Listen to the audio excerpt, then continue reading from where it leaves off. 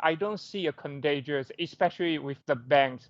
If we look at the all these Chinese high yield in offshore bonds, actually we have seen a 20-30% yield. But if we look at the interbank lending rate or some of the banks Cat 1 bonds, we have not seen significant change of those bonds.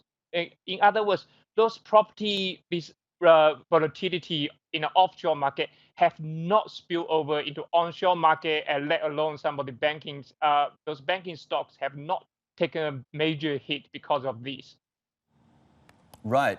What does the Chinese property sector look like going forward once we see this washout take place over however long it takes, the next few months or the next year or whatever? Do we see a property sector that is much smaller in size, much less indebted? What does it look like from here?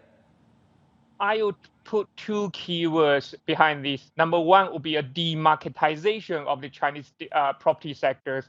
Now we have seen the Chinese government try to centralize land sales, try to reduce the private sector's leverage. In other words, reduce the private sector's market share, and as well as try to control the price and control all these developments, which means that all this pointing to a demarketization.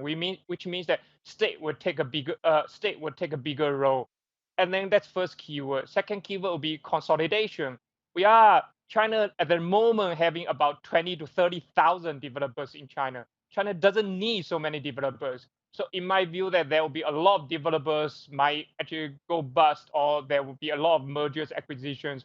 So it will turn into a so-called eventually Chinese property sector will be turning into a high profit margin sector, into something like utility sector. So low profit margin, but still doing okay.